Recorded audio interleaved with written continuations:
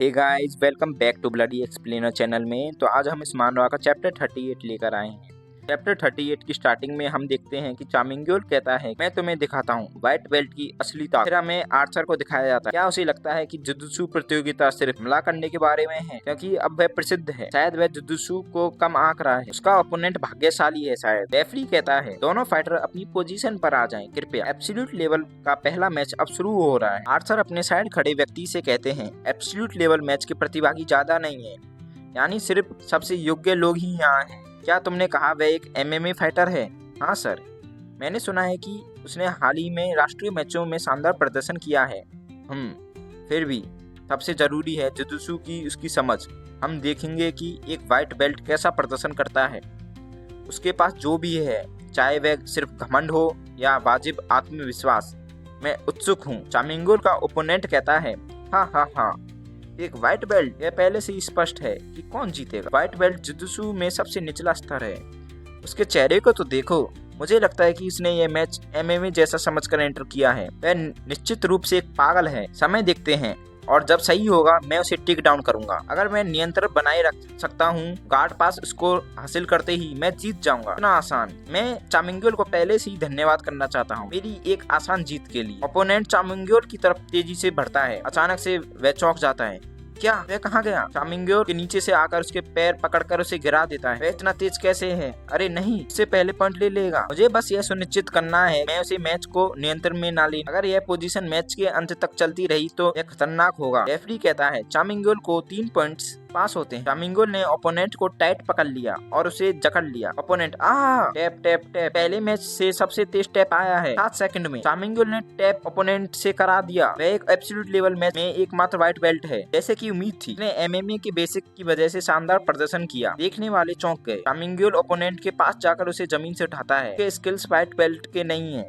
दूसरा match start होते ही 7 second में चामिंग्योल ने रियर नेक चॉक से ओपोनेंट को हरा दिया। तीसरा मैच स्टार्ट होते ही 14 सेकंड में ट्रायंगल चॉक से चामिंग्योल ने ओपोनेंट को हरा दिया। एक तेज जीत के साथ लगातार तेज जीत से चामिंग्योल का प्रदर्शन यह चौंकाने वाला है। मैंने पहली बार ऐसा जुजुत्सु प्रदर्शन देखा है। लगता है वह पॉइंट्स के बजाय सब मशीन को टारगेट कर रहा है। वह लड़का, वह कंट्रोल पर कोई ध्यान नहीं दे रहा। अगर वह सब मशीन कैप्चर नहीं कर पाया तो, पर देखने में मजा आ रहा है। शायद उसे नियम नहीं पता, क्योंकि उसने पहले सिर्फ एमएमए किया है। तभी एक व्यक्ति कहता है, ऐसा नहीं। चामिंग्योल ने सभी नियम समझ लिए हैं। चौथा मैच स्टार्ट हो गया। स्कॉर्पियन चैंपियनशिप मूल रूप से आईबीबी फेडरेशन के सभी नियमों का पालन करता है। टेक डाउन 2 पॉइंट्स देती है। स्वीप देने पर 2 पॉइंट्स मिलते हैं। पहली कंट्रोल करने पर 2 पॉइंट्स मिलते हैं। गार्ड पास करने पर 3 पॉइंट्स मिलते हैं। माउंट और बैक माउंट करने पर 4 पॉइंट्स मिलते हैं। ये पॉइंट सिस्टम है। ये पॉइंट सिस्टम फाइटर्स को उच्च पॉइंट्स पाने के लिए प्रेरित करता है, एक समय रेखा के अंदर। लेकिन पॉइंट्स हासिल करना चामिंग्योल की रणनीति का हिस्सा नहीं था। एमएमए में ओपोनेंट को किनारे तक दबाकर मैच खत्म नहीं कर सकते। हमें ओपोनेंट को नीचे खींचना होगा या उसे बेहोश करना होगा। 5वां मैच आम बार से खत्म हुआ। 9 सेकंड, 7 सेकंड, 14 सेकंड। चामिंग्योल ने कुछ इस प्रकार अपने 6 मैच 1 मिनट से भी कम समय में पूरे कर ली। और जो और भी चौंकाने वाली बात है यह है कि सभी ओपोनेंट ब्लू बेल्ट या उससे ऊपर थे। वे सभी चामिंग्योल के सामने ढह गए। 7वां मैच, सभी राउंड खत्म। मुझे पता है वह मजबूत है, पर वह चांगी हांग को कैसे हरा सकता है? चामिंग्योल वह डरावनी गति से ऊपर बढ़ रहा है। क्या यह सच है? एक व्हाइट बेल्ट स्कॉर्पियन चैंपियनशिप जीत रहा है। ऐसे व्हाइट बेल्ट पहले भी रहे हैं। शून्य अनुभव वाला नहीं। और उसने सिर्फ ताकत से नहीं जीता, उसने विस्तृत तकनीकों का इस्तेमाल किया है। उसने जुजुत्सु कहाँ सीखा? अगर वह पूरी प्रतियोगिता जीत गया तो बकवास। यह सिर्फ किस्मत थी, भाग्यशाली था। हांग चांग वह भी एक हारा हुआ है। उसे समझ नहीं आता कि वह विजेता उम्मीदवार क्यों है। देखो, यह हांग उसे नष्ट कर देगा और जमीन पर पटक देगा। 8वां मैच, स्कॉर्पियन चैंपियनशिप का एब्सोल्यूट लेवल। हम अंत में चौथे राउंड में पहुंच ही गए। इस चौथे राउंड में चामिंग्योल का सामना यांग सियोक से होगा। अनुभवी व्हाइट बेल्ट द लीजेंडरी चामिंग्योल। दूसरी तरफ है यांग सियोको, दूसरे स्कॉर्पियन चैंपियनशिप के एक 100 किलो लेवल का विजेता। यूडीटी से 110 का ह्यूमन वेपन, 195 सेंटीमीटर और 110 किलोग्राम का यांग सियोको करके इसका परिचय दिया जाता है। मैच शुरू हो चुका है। चामिंग्योल इस मैच में ज्यादा सावधान दिख रहा है। लगता है वह यांग सियोको के आकार के बारे में जागरूक है। चामिंग्योल को अपने सामने एक ट्रक आते हुए दिखता है। जैसे कि मैं बोल रहा हूँ, उन दोनों की बाहें आगे बढ़ रही। वे बेहतर पोजीशन हासिल करने के लिए आगे बढ़ रहे हैं। दोनों फाइटर्स ने डिफेंस गार्ड के बजाय कंट्रोल अटैक पर फोकस करना चुना है। यांग सियोको कहता है कि ये अभिमानी बेवकूफ से अपनी जगह पता होनी चाहिए। मुझे इसके दिमाग में थोड़ी समझ डालनी होगी। यांग सियोको चामिंग्योल पर अटैक करता है, पर चामिंग्योल यांग सियोको के अटैक को ब्लॉक कर देता है। यांग सियोको कहता है कि यह इस बेवकूफ ने झेल लिया। चामिंग्यूल कहता है कि अब मेरी बारी है। चामिंग्यूल डिफेंस के साथ अब टेक डाउन की ओर बढ़ गया है। उसके आकार की वजह से यांग सियोको बिल्कुल नहीं हिल रहा है। ओह बेचारा चामिंग्यूल, उसने टेक डाउन का लक्ष्य रखा। यांग सियोको कहता है मैंने तुम्हें पकड़ लिया और तुरंत गिलोटिन तकनीक का यांग सियोको प्रयोग करता है। चामिंग्यूल को खतरनाक पोजीशन में डाल देता। तुम्हारा अंत हो गया, यांग सियोको कहता है चामिंग्यूल से। कमेंटेटर कहता है फिर खतरे के समय चामिंग्यूल ने अपने हिप्स को उठाया और शरीर को घुमाया। चामिंग्यूल तेजी से बच निकला। उसने तुरंत आर्म बार की ओर बढ़ाया। यांग सियोको ने जवाब देने की कोशिश की पर बहुत देर हो चुकी है। चामिंग्यूल वाकई बहुत तेज है। यांग सियोको बहुत खतरनाक पोजीशन में है। यांग सियोको ने उसने आर्म बार को रोकने के लिए ताकत का इस्तेमाल किया। ये बहुत गलत हुआ है। यांग सियोको एक हाई रैंकर डरावनी ताकत दिखा रहा है और चामिंग्यूल तेजी से अपनी पोजीशन बदल रहा है। वह क्रोकोडाइल चोक की कोशिश कर रहा है। हम देखते हैं कि यांग सियोको बेहोश हो चुका है। फिर कमेंटेटर कहता है कि उसने कर दिखाया, चामिंग्यूल ने कर दिखाया एक अद्भुत क्रोकोडाइल चोक। आर्म बार से क्रोकोडाइल चोक तक हमने जो जोशीला खेल देखा वह अद्भुत था। शानदार सबमिशन स्किल है। व्हाइट बेल्ट के सामने लाचार हो गए फाइटर्स। जनता जोर से चामिंग्यूल चिल्लाती है। उसने एक सांस में 8 जीत की उपलब्धि ले ली। एक व्हाइट बेल्ट यह सब कैसे कर सकता है? आर्थर कहते हैं बेल्ट सिर्फ ग्रेड है, असली मजबूती वही है जो जीतता है। तुम क्या सोचते हो लड़के? मैं उससे लड़कर देखना चाहता हूँ। चैप्टर 38 यहीं समाप्त होता है। चैप्टर 39 की शुरुआत में हमें दिखाया जाता है एक सोशल मीडिया पोस्ट को पर 8.3 के लाइक्स प्राप्त किए गए। यूजर कमेंट्स करते हैं व्हाइट बेल्ट का एक खिलाड़ी जिसे कोई अनुभव नहीं है, वो लगातार 8 सबमिशन KO करता है। चामिंग्यूल अभी स्कॉर्पियन जिजुत्सु प्रतियोगिता में भाग ले रहा है। एक यूजर कहता है कि वह चामिंग्यूल से हार गया और दूसरे राउंड में डिस्क्वालीफाई हो गया सिर्फ 7 सेकंड में। दूसरा यूजर कहता है कि इस मैच को देखकर बहुत सम्मान महसूस हो रहा है। अब हमें दूसरी पोस्ट दिखाई जाती है जिसमें चामिंग्यूल बड़े आराम से बैठकर जूस पी रहा है और हम कमेंट में लोगों को देखते हैं। वो कहते हैं देखो कैसे आराम से बैठकर जूस पी रहा है और ओपोनेंट का वेट कर रहा है। चामिंग्यूल ये कितना कूल है ना। एक यूजर कहता है चामिंग्यूल जुजुत्सु का चैंपियन बनने वाला है, वो भी व्हाइट बेल्ट पर रहते हुए। दूसरा यूजर कहता है उसका बेल्ट तो मेरी माँ के बेल्ट से भी नीचा है। नारुतो नाम का यूजर कहता है बिना कोई एक्सपीरियंस के वो फाइनल में कैसे पहुंच गया। तभी सागर नाम का यूजर कहता है क्या कोई मैच की लाइव स्ट्रीम चला सकता है। तभी दूसरा यूजर सनगोकू नाम का कहता है रुको मैं लाइव स्ट्रीम चलाता हूँ मैच की, मैं वहीं प्रेजेंट हूँ इस टाइम। फिर हमें फाइनल मैच का सीन दिखाया गया है। क्योंकि हुन कहता है तो चामिंग्यूल का भी ओपोनेंट तुम यहाँ क्यों हो। चामिंग्यूल कहता है कौन मैं? क्या तुम मेरे को जानते हो? ए पागल, मैं प्यों की हून हूँ, क्या तुम मुझे भूल गए? चामिंग्यूल कहता है प्यों की हून मुझे याद नहीं। क्या ये बेवकूफ सच में मुझे याद नहीं करता? RFC पर उस दिन हारने के बाद मैं बहुत शर्मिंदा हुआ था और लोगों ने मुझे बहुत ट्रोल किया था। क्योंकि हुन कहता है ये मुझे गुस्सा दिला रहा है, चलो मैं इस अपॉर्चुनिटी का अच्छा प्रयोग करता हूँ। इसे जुजुत्सु खेलना नहीं आता होगा। कमेंटेटर कहता है स्कॉर्पियन चैंपियनशिप का लंबे समय से फाइनल जो अब होने वाला है, क्योंकि हुन इस मैच के बाद मैं अपनी सारी बेइज्जती का बदला ले लूं। कमेंटेटर कमेंट्री करते हुए कहता है वे एक दूसरे को ऐसे देख रहे हैं जैसे वह पहले भी मिल चुके हैं। अरे हाँ, मुझे ध्यान आया, ये दोनों MMA फाइट के दौरान मिले थे और वहाँ चामिंग्यूल ने प्योंकी हुन को बहुत बुरी तरह हराया था। ओह अब तो और ज्यादा मजा आने वाला। चामिंग्यूल ने व्हाइट बेल्ट पर होते हुए भी शानदार प्रदर्शन किया है। चामिंग्यूल कहता है प्योंकी हुन उस समय पर्पल बेल्ट पर था, अब और बेहतर हो गया है। चामिंग्यूल कहता है अच्छा वो ये था, उस टाइम तो MMA में था, अब ये पूरी तरह जुजुत्सु में आ चुका है। कमेंटेटर बोलता है जैसा कि मैं बोल रहा हूँ प्योंकी हुन हमला कर रहा है, लेकिन चामिंग्यूल तेजी से जवाब दे रहा है। लेकिन प्योंकी हुन अच्छी पोजीशन में दिख रहा है। प्योंकी हुन गार्ड पोजीशन में चला गया, उसने चामिंग्यूल को नीचे खींच लिया। चामिंग्यूल शांति से जवाब दे रहा है, वह आसानी से हार नहीं मानेगा, वह प्योंकी हुन को खुद को आसानी से नीचे नहीं गिराने देगा। तभी आर्थर कहते हैं चामिंग्यूल की बचाव करने की सोच अच्छी है और प्योंकी हुन अपने लोअर बॉडी का उपयोग करने की कोशिश कर रहा है। क्या प्योंकी हुन सफल होगा? प्योंकी हुन कहता है मैं तुम्हें बहुत आसानी से नीचे गिरा दूंगा, जैसा कि मैं बोल रहा हूँ। चामिंग्यूल ने इस अपॉर्चुनिटी का अच्छा फायदा उठाया। प्योंकी हुन का ध्यान भटका हुआ है। चामिंग्यूल ने प्योंकी हुन की टांग को लॉक कर लिया और अब वह उसकी दूसरी टांग को भी लॉक कर रहा है। वह पीछे की ओर गिरते हुए अपना वजन डाल रहा है क्योंकि हुन कमजोर पोजीशन में है। क्योंकि हुन कहता है क्या ये बेरी तकनीक है? नहीं, ये बेरी वालों तकनीक ही है। क्योंकि हुन खड़ा होने की कोशिश कर रहा है, लेकिन चामिंग्यूल उसे जाने नहीं दे रहा। क्योंकि हुन कहता है मुझे कैसे भी कर खड़ा होना पड़ेगा। कमेंटेटर कहता है फिर क्योंकि हुन कैसे भी कर खड़ा होने की कोशिश कर रहा है इस पोजीशन से निकलने के लिए, और चामिंग्यूल उसे पीछे से पकड़े हुए है। अचानक प्योंकी हुन जमीन पर गिर पड़ा। हमें दिखाया जाता है कि प्योंकी हुन को सिर के बल चामिंग्यूल ने पटक दिया। चामिंग्यूल ने चौक ग्रिप पकड़ ली है। वह प्योंकी हुन को इतनी आसानी से जाने नहीं देगा। प्योंकी हुन मुश्किल में है। प्योंकी हुन कहता है, क्या मैं हार रहा हूँ? क्या मैच इसी तरह समाप्त होगा? चामिंगुल का ग्रिप बहुत गहरा है। आर्थर कहते हैं, अब चामिंगुल ने अपने शरीर को पलटाकर प्योंकी हुन को बहुत खतरनाक तरीके से पकड़ रखा है। वह इस मैच को जीत चुका है। कमेंटेटर कमेंट्री करते हुए कहता है, प्योंकी हुन अब कुछ नहीं कर सकता। अभी आर्थर के पास खड़ा लड़का बोलता है कि चामिंगुल की हाथों की ग्रिप बहुत हार्ड है। प्योंकी हुन उनसे कैसे भी करके नहीं छूट सकता। आर्थर कहते हैं, अभी प्योंकी हुन कहता है, मेरी फिर से बेइज्जती होने वाली। अभी प्योंकी हुन हार मान लेता है। इसी प्रकार मैच समाप्त होता है। व्हाइट बेल्ट चामिंगुल ने जीत हासिल की। उसे स्कॉर्पियन किंग घोषित किया गया। प्योंकी हुन कहता है, यह एक बार नहीं बल्कि 2 बार हुआ है। मैं उस बच्चे से हार गया। चामिंगुल प्योंकी हुन के पास आता है और उसे उठाते हुए कहता है, तुमने अच्छा किया प्योंकी हुन। प्योंकी हुन खुश होते हुए कहता है, क्या अब तुम मुझे याद करते हो? दोनों अब अच्छी स्पोर्ट्समैनशिप दिखा रहे हैं। एक शानदार मैच के बाद अब हमें चामिंगुल को सिस्टम स्क्रीन को देखते हुए दिखाया जाता है। स्कॉर्पियन किंग की जीत हुई। तुम्हें 3000 पॉइंट्स का इनाम मिलता है। चामिंगुल कहता है, मैं तो दोबारा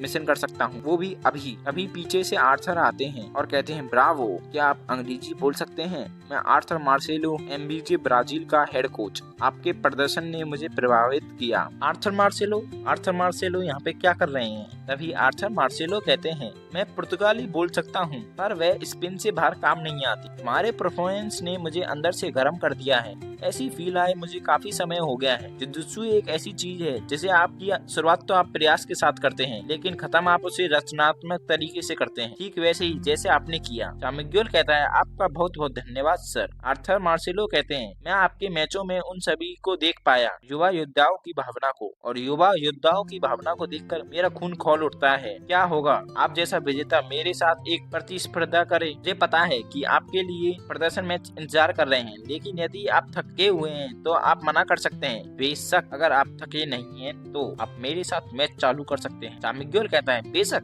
मैं अभी नहीं थका हूँ। चलो देखते हैं मास्टर आर्थर, आप मेरे को क्या सिखा सकते हैं? आर्थर मार्सेलो कहते हैं, चलो देखते हैं क्या वाकई तुम इस टाइटल के हकदार हो भी। चैप्टर 39 इसी के साथ समाप्त होता है।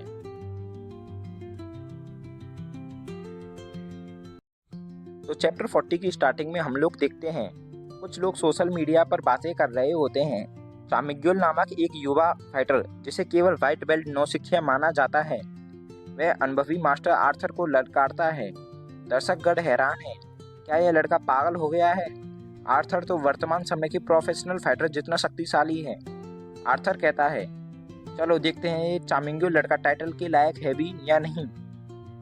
एक दर्शक चिल्लाता है, वह 60 साल के रिटायर फाइटर को हरा सकता है, पर आर्थर को नहीं।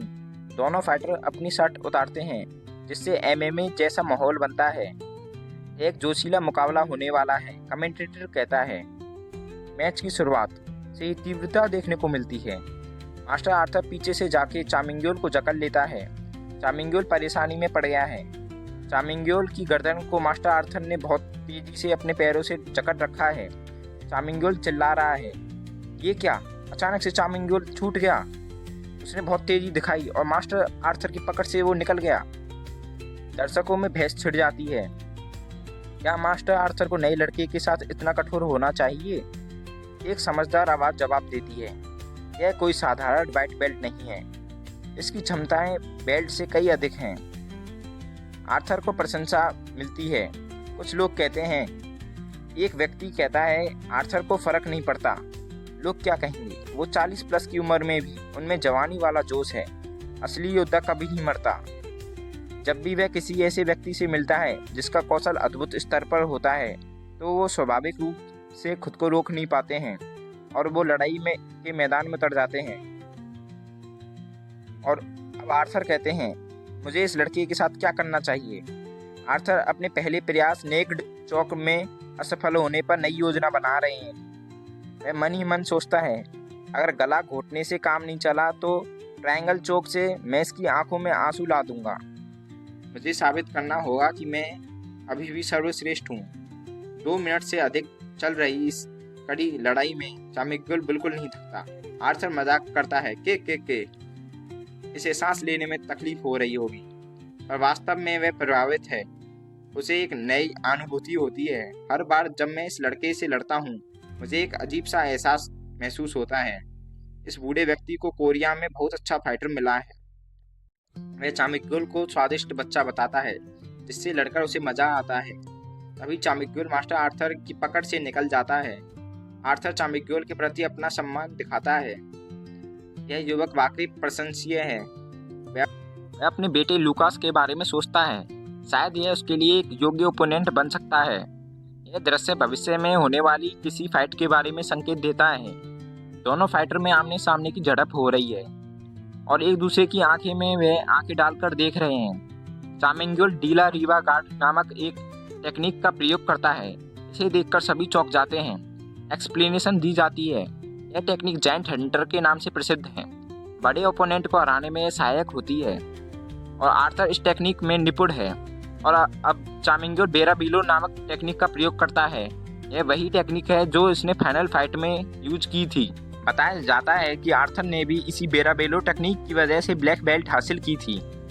तभी आर्थर भी चामिंग्योल की बेराबेलो टेक्निक को काटने के लिए अपनी बेराबेलो टेक्निक का यूज करता है और चामिंग्योल सचेत हो जाता है, मुझे इसे रोकना होगा वरना हार निश्चित है। यह दृश्य दर्शाता है कि कैसे आर्थर ने अतीत में इस टेक्निक से कितने ओपोनेंट को हराया होगा। चामिंग्योल आर्थर की चाल पहचान लेता है। तुमने बेराबेलो टेक्निक का इस्तेमाल किया है ना? मैंने क्या सही कहा मास्टर आर्थर? वह अपने बचाव के लिए तैयार होता है, यह दिखाते हुए कि केवल वह प्रतिक्रिया देने वाला नहीं है बल्कि सक्रिय रूप में फाइट करने वाला है। अभी आर्थर चामिंग्योल को लॉक कर देता है। चामिंग्योल हैरान होते हुए कहता है, मेरी बेराबेलो टेक्निक असफल हुई। मास्टर आर्थर कहते हैं, इस लड़के की दम को हल्के में नहीं लेना चाहिए। तभी चामिंग्योल मास्टर आर्थर का सिर पकड़कर उन्हें जमीन पर उल्टा गिरा देता है। मास्टर आर्थर कहते हैं कि क्या? अचानक से स्थिति परिवर्तन हो जाती है। आर्थर चामिंग्योल को साइड पोजीशन में ले जाने का प्रयास करता है। चामिंग्योल तेजी से इस स्थिति से बच निकलता है, जिससे आर्थर की मास्टर आर्थर अपने गार्ड में परिवर्तन लाते हैं। आर्थर तेजी से क्लोज गार्ड में वापस आता है। एक्सप्लेनेशन दी जाती है।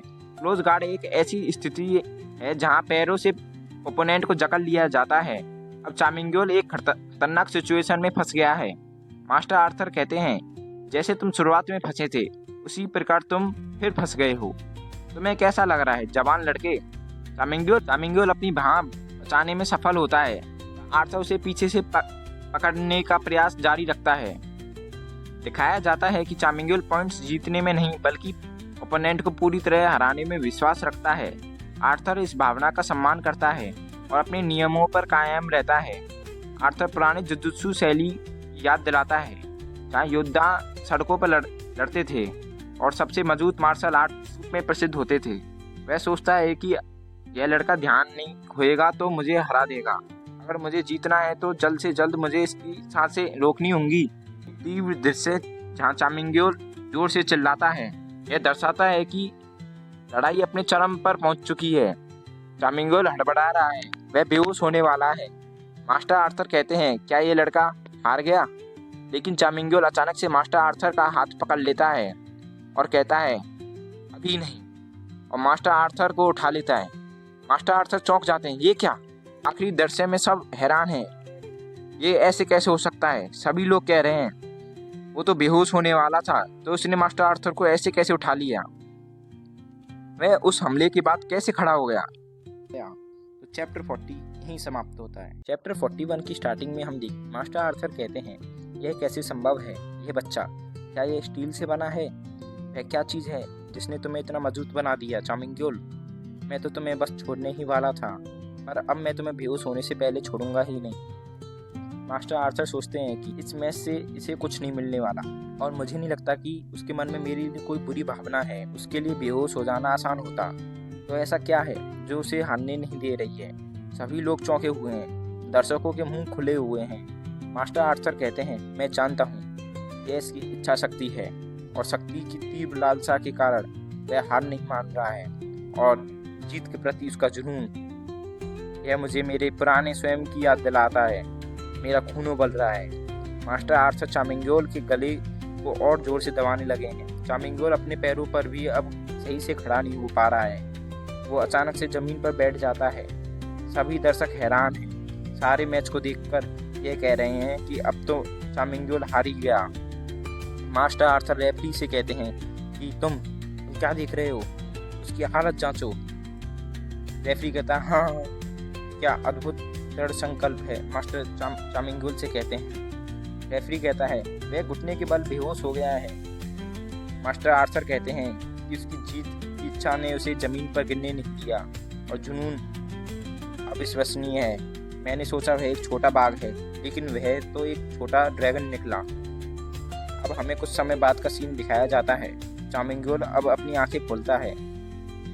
रेफरी कहता है मुगियोल, क्या तुम्हें पता है तुम कहाँ हो? आज की तारीख क्या है?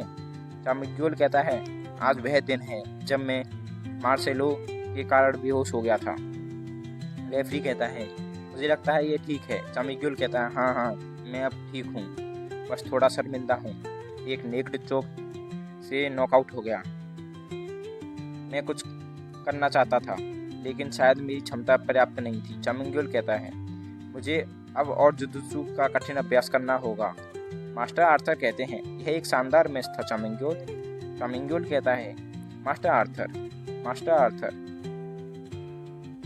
फिर मास्टर आर्थर अपने घुटनों पर आकर चामिंगुल को सलाम करते हैं। चामिंगुल भी मास्टर आर्थर को सलाम करता है। तो दो लोग बात कर रहे होते हैं। उन्होंने एक वाइट बेल्ट फाइटर को सलाम किया। वह पागल बच्चा एक निश्चित रूप से कुछ खास है और वो अब इस टाइम खुश हो रहा होगा। मास्टर आर्थर चामिंगुल से कहते हैं क्या तुम ठीक हो? चामिंगुल कहता है हाँ, अब मैं ठीक हूँ। चामिंगुल, तुम्हारी वजह से मुझे लंबे समय के बाद जोशीला मैच खेलने को मिला। अगर मैंने ज़्यादा शक्ति की हो तो माफ़ करना। मैं बहुत उत्तेजित हो गया था क्योंकि तुम बहुत अच्छे थे। बिल्कुल नहीं सर, मैं चाहता था कि आप ऐसा करें। यह सुनकर अच्छा लगा। मैंने सुना तुम एक MMA फाइटर हो। हाँ सर, मैं grand jujutsu master Arthur Marcelo को हराना चाहता था। हा, तुम मजाकिया हो। ब्राजील आओ, मैं तुम्हें अपने जिम में आमंत्रित करता हूँ। अगर तुम ठीक हो तो मैं इस अवसर का उपयोग करके तुम्हें कुछ तकनीकें सिखाना चाहूँगा। चामिंगुल और मास्टर आर्थर हाथ मिलाते हैं। तभी मास्टर आर्थर का शिष्य पीछे से बोलता है कि बस एक सलाह है, इनका शिष्य बनने से पहले सोच लेना, क्योंकि एक बार तुम मान जाओगे तो वह तुम्हें अभ्यास के ऐसे नरक में डाल देगा कि तुम सोच नहीं सकते। फिर मास्टर आर्थर और उनका शिष्य दोनों पुर्तगाली में बहस करते हैं कि वो लड़का तुम्हारी वजह से डर जाएगा। लुकास कहता है पर मैंने झूठ नहीं बोला। तभी मास्टर आर्थर चामिंगुल की तरफ देखते हैं और उस लड़के का इंट्रो देते हैं। यह मेरा शिष्य और मेरा बेटा है और तुम्हारी तरह MMA करता है। चामिंगुल कहता है कि लुकास मार्सेलो, मैंने उसके बारे में सुना है। ब्राजील के MMA समूह FFC का एक फाइटर है जिसने लगातार 5 KO जीते हैं और WEC के प्रस्ताव प्राप्त किया है। कई लोग उसे जुजुत्सु उद्योग में एक दुर्लभ रत्न मानते हैं। मास्टर आर्थर कहते हैं शायद तुम लोग भविष्य में मिलोगे। मास्टर आर्थर कहते हैं फिर, लेकिन यह लड़का लगातार मेहनत नहीं करता, इसलिए हम नहीं जानते कि वह कितना आगे जाएगा। लुकास गुस्से में कहता है ओए बुड्ढे, मैं अंग्रेजी समझता हूँ। पिता पुत्र में फिर से बहस होने लग जाती है। मैं तुमसे माफ़ी मांगता हूँ, ये एक अच्छा बेटा नहीं है। मास्टर आर्थर कहते हैं। फिर लुकास भी कहता है मैं भी तुमसे माफ़ी मांगता हूँ, ये एक अच्छे फादर नहीं है। तभी लुकास वहाँ से भाग जाता है। मास्टर आर्थर जोर से चिल्लाते हैं लुकास। फिर मास्टर आर्थर चामिंगुल से कहते हैं वैसे भी जब ब्राजील आओ तो मुझे बताना, मैं तुम्हें कुछ तकनीकें सिखाना चाहूँगा। लुकास, जब मैं तुम्हें पकड़ूंगा तो जरूर पीटूंगा। चामिंगुल कहता है क्या अजीब पिता पुत्र हैं ये। और इस तरह जुजुत्सु प्रतियोगिता समाप्त हुई। अब हमें जिम का सीन दिखाया जाता है। चामिंगुल सिस्टम स्क्रीन को खोलकर बैठा है। सिस्टम स्क्रीन पर लिखा हुआ होता है हिडन मिशन लीजेंडरी ट्रिब्यूट। अब तुम अपनी पहली लीजेंडरी जिम खोल सकते हो। फीस 10,000 पॉइंट्स जिम खोलने के लिए। चामिंगुल कहता है 10,000 पॉइंट, यह तो पागलपन है। लीजेंडरी जिम में प्रैक्टिस करने के 5 घंटे असल दुनिया में 1 घंटे के बराबर होगा।